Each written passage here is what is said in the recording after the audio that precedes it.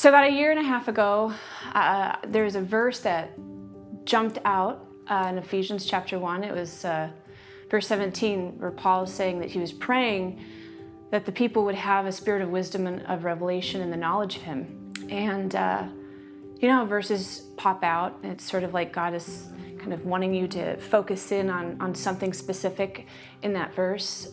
I was like, God, that's what I want. I want you to give me a spirit of wisdom and of revelation and the knowledge of you. I want to know you. When you pray those prayers, you have to expect that they're dangerous prayers, because God's going to answer them in ways that you don't expect. And when you come to the grips, or when you come to the reality that when you think you know God, you realize that the constructs of what you know about God is super inadequate.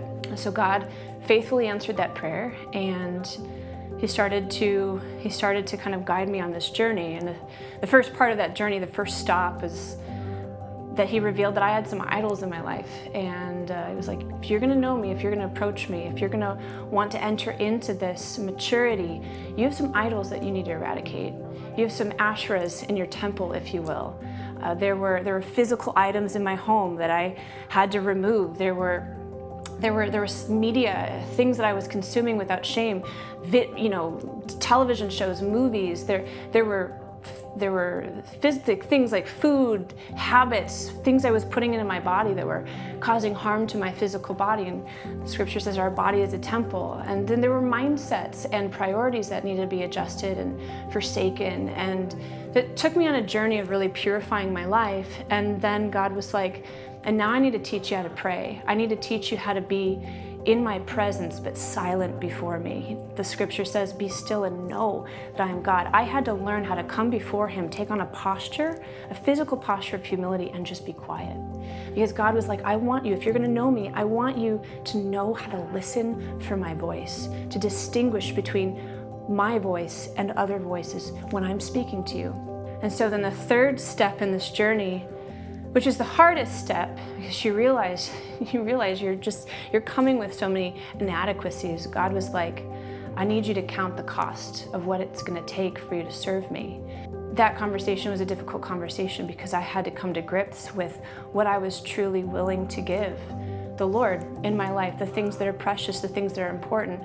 What can I truly hold and entrust to him with open hands? And so as he took me on this journey of knowledge, and consecration. And as a worship leader, it's super important that I know that songs are just one way of expressing worship, that actually true worship is what we give, what we sacrifice unto the Lord. And when we do that, and when we press into that, and what God has been showing me is that there's become a reckoning in my life and in my heart. My life has been enraptured with devotion. I can't get enough of God. My thought life has changed. My prayer life has changed. The things that I fill my soul up with has changed. God has exchanged this duty, this coming before him and entering into hard, maybe uncertain things, and has given me so much more than I would have ever imagined. And what I'm not communicating is that in order for us to have access to God, we have to follow a set of edicts. God's not saying that. He is the Father to what is the scripture? That he's faithful even when we're faithless. We have access to him, but what he's promising us, what he's calling us unto,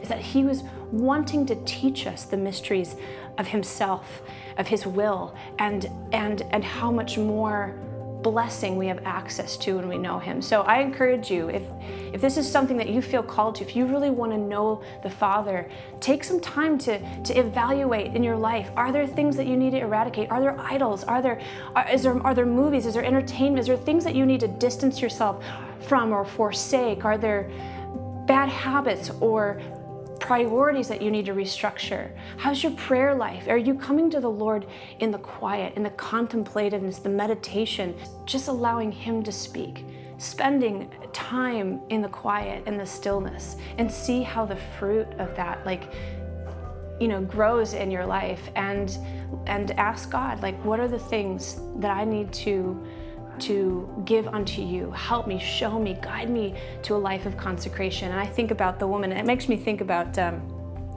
story of Mary in the Bible and how she took the expensive ointment and she broke it at Jesus' feet and she washed his feet with her hair.